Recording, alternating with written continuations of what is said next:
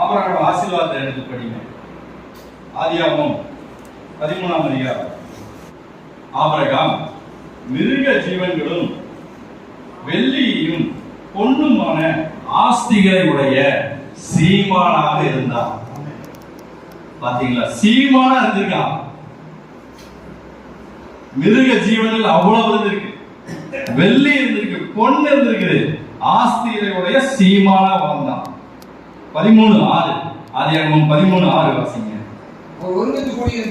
அவர்கள் ஒருமித்து குடியிருக்க அந்த பூமி அவர்களை தாங்க கூடாததாய் இருந்தது. அவர்களுடைய ஆஸ்தி மிகுதியாய் இருந்தபடியா அவர்கள் ஒருமித்து வாசம் பண்ண ஏது இல்லாமல் போயிற்று. அவருடைய ஆஸ்தி எப்படி இருந்துச்சுங்க? பூமி தாங்கக்கூடியதாய் இல்லாமல் இருந்தது. பூமியை சுமக்க முடியலாம. ஆபிரகாமுடைய ஆசீர்வாதம், ஆபிரகாமுடைய ஆசீர்வாதம் பூமியை தாங்க முடியலையா? ஆஸ்தி மிகுதியா இருந்தது. நம்ம 1000, 2000, 10,000, 20, 50, 1 லட்சம் இதுக்கே நம்ம இன்னியும் மண்டி போட்டு அதிக பண்ணி இதிய பண்ணி, இதுக்கெல்லாம் என்ன காரணம் தெரியுங்களா? ஆபிரகாம் என்ன செஞ்சாங்கிறத நம்ம வாசிப்போம். ஆதியாகமம் 12ஆம் அதிகாரம் 1ஆம் வசனம். ஆபிரகாமை நோக்கி, நீ உன் தேசத்தையும் உன் இனத்தையும் உன் தகப்பனுடைய வீட்டையும் விட்டு புறப்பட்டு நான் உனக்கு காண்பிக்கும் தேசத்துக்கு போ. என்ன சொல்லிட்டாருங்க? இவன் யாராவது இப்ப கொண்டம்பட்டி விட்டு போச்சுன்னா நீங்க எல்லாம் போவீங்களா? ஒரு கால போக மாட்டீங்க. நான் பிறந்தது இங்க, மரிக்கும் வரைக்கும் இங்கதான் இருப்பேன், மரிச்ச பின்னாடியே என் தலைமுறை இங்கதான் இருக்கு. சொல்லுமா சொல்ல மாட்டோம், கொண்டம்பட்டி விட்டு போக மாட்டோம். ஆனா ஆபிரகாம ஆண்டவர் பார்த்து என்ன சொன்னாரு? தேசத்தை விட்டு உன்னோட இடத்தை விட்டு நீ போ அப்படின்ட்டாரு. உன்னோட இனத்தையும் சரி, வீட்டை தான் விட்டுட்டு போ, இனத்தை சொந்த பந்தங்களையும் விட்டுட்டு போ. என்னங்க கொடுமை! நம்மளாம் அக்செப்ட் பண்ணுவோமா? தேங்கம்மா, சொந்தக்காரங்களையும் விட்டுட்டு போயிரு, நண்பர்களையும் விட்டுட்டு போயிரு, எல்லாத்தையும் விட்டு உன்னோட வீட்டையும் விட்டுட்டு போயிரு, நான் உனக்கு காண்பிக்கிற தேசத்துக்கு நீ போ அப்படிங்க. 2வது வசனம் வாசிங்க. நான் உன்னை பெரிய ஜாதியாக்கி, நீ அப்படி போகும்போது நான் உன்னை பெரிய ஜாதியாக்கி உன்னை ஆசீர்வதித்து உன் பேரை பெருமைப்படுத்துவேன், நீ ஆசீர்வாதமாய் இருப்பாய். எவ்வளவு பெரிய வாக்கு தத்துவம் இல்லைங்களா? எவ்வளவு கனமான வாக்கு தத்துவம். நான் உன்னை பெரிய ஜாதியாக்குவேன், உன்னை ஆசீர்வதிப்பேன், உன் பேரை பெருமைப்படுத்துவேன், நீ ஆசீர்வாதமா இருப்ப. அதுக்காகத்தாங்க இத்தனை பாடு. நமக்கு ஒரு மரியாதை, கனம் வேணும், நமக்கு ஒரு புகழ் வேணும். நான் உன்னை பெரிய ஜாதியாக்குவேன், உன் வம்சம் பெருசாயிருந்த, உன்னை ஆசீர்வதிப்பேன், உன் பேரையும் பெருமைப்படுத்திடுவேன். இதை விட வேற என்ன வேணும்? இப்படித்தான் கர்த்தர் ஆபிரகாம ஆசீர்வதிச்சார். அவர் என்ன பண்ணாருன்னா, நீ அவர் சொன்னதை அவர் செஞ்சார். இன்னும் நிறைய சகோதரர், அவங்க அப்பா, சித்தப்பா, பசங்க எல்லாம் இருக்காங்க, அவங்க ஆசீர்வதிச்சிருக்கலாமே, இல்ல அவங்க இனத்துல ஆசீர்வதிச்சிருக்கலாமே. ஏன் இவர் மட்டும் ஆசீர்வதிச்சார்? அதுக்கு ஒரு ரகசியம் இருக்கிறது. அது என்ன ரகசியம்னா, அவங்க அப்பா பேரு தேராகு. தேராகு சிலை செஞ்சு விற்கிறவரு.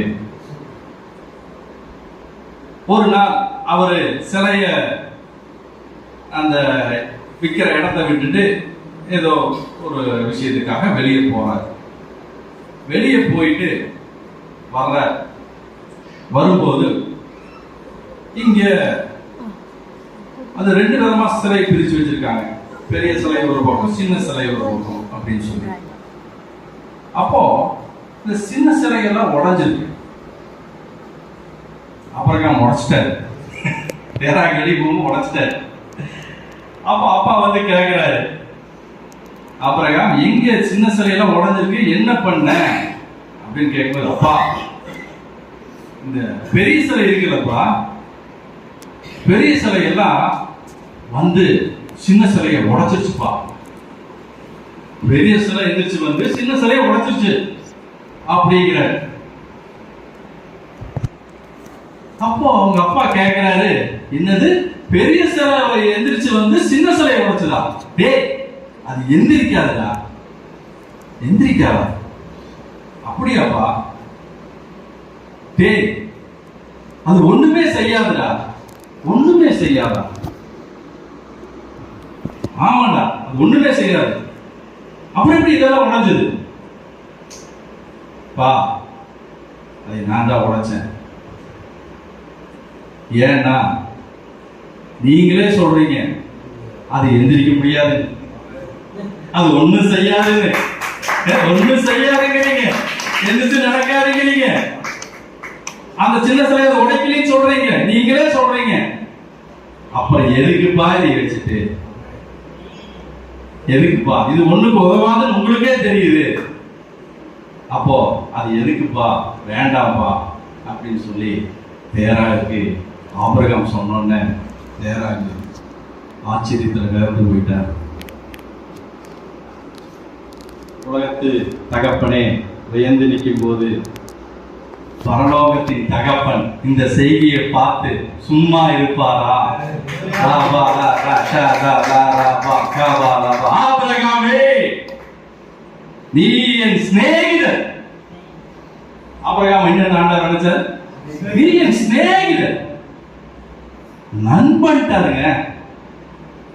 எல்லாத்திட்டும் எல்லா உண்மையும் மறைக்கலாம், நண்பன் என்ற ஒரு உண்மை கூட யாரும் வாங்க மாட்டோம். அதுக்கு பேர் தான் நண்பன். அப்போ ஆபிரகாம் பார்த்து ஆண்டவர் சிநேகிதனேன்றாருன்னா, ஆபிரகாமுக்கும் தேவனுக்கும் எந்த மறைவிடமும் கிடையாது. ரெண்டு பேரும் ஒண்ணுக்குள்ள ஒண்ணு. அந்த அளவுக்கு ஆண்டவர் ஆபிரகாம் நேசிக்க ஆரம்பிச்சார். அதற்கு காரணம் தேவன் மேல இருந்த பக்தி வைராகியம், விக்கிரகத்தின் மேல் இருந்த வெறுப்பு, விக்கிரகத்தை உடைத்த அந்த தன்மை ஆண்டவர் நோக்கினார். நீ இந்த பூமிக்குரியவன் அல்ல, நீ எனக்குரியவன். நீ இந்த இடத்துக்குரியவன் அல்ல, நீ கொடுமையும் செழுமையுமான அந்த கானான் தேசத்துக்கு தகுதியானவன். அந்த கானான் பரலோகம், அந்த கானானுக்கு நீ போ, அங்க நான் உன்னை ஆசீர்வதிப்பேன். இந்த ஊர் பட்டணத்துல இல்ல, இந்த ஊர் பட்டணத்தில் நீ பார்த்தது சிம்பிள்.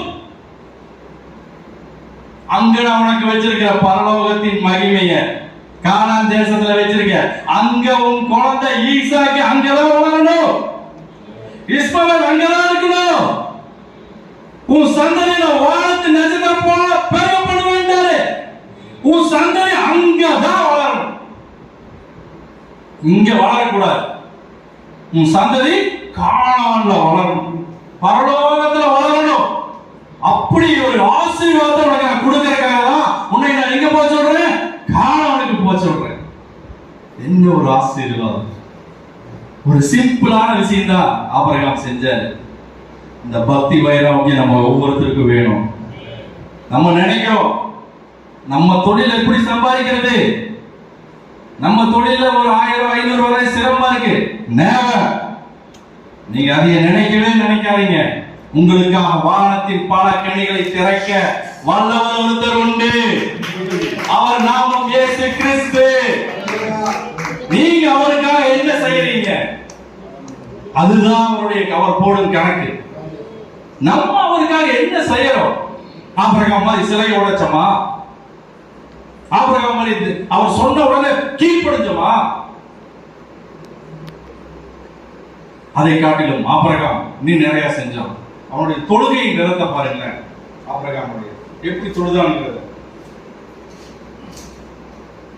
ஆதியாகமம் 19:27 விடியற் காலையில எழுந்தான்.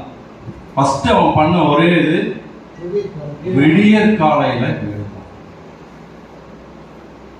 அதுதான் முதல்ல ஆசீர்வாதம். ஏன்னா விடியற் காலத்துலதான் எந்த டிஸ்டர்பன்ஸ் இருக்காது. தேவனுக்கும் நமக்கும் மட்டும் ஒரு பரஸ்பர ஒற்றுமை இருந்துட்டே இருக்கும். ஒரு ரிலேஷன்ஷிப் தேவனுக்கு நமக்கு மாத்திரம் தான் இருக்கும். நீ 7 மணிக்கு ஜெபம் பண்ணா போன் கால் வரும், புள்ள கூப்பிடுவான், பையன் கூப்பிடுவான், பக்கத்துல வீட்டுக்காரன் கூப்பிடுவாங்க, எல்லாம் டிஸ்டர்பன்ஸ். ஆனா விடிய கால நேரம் ஆண்டவரோடு உறைவாடுறது கரெக்டான ஆண்டவர் நாம மாத்திரம் தான் இருக்கும். போன் கால 6 மணிக்கு மேலதான் வரும். சோ அந்த விடிய கால ஜெபத்தை ஆண்டவர் அதிகாலை ஜெபத்தை ஆபிரகாம் பண்ண. அடுத்தது ஆதியாகமம் 22:3.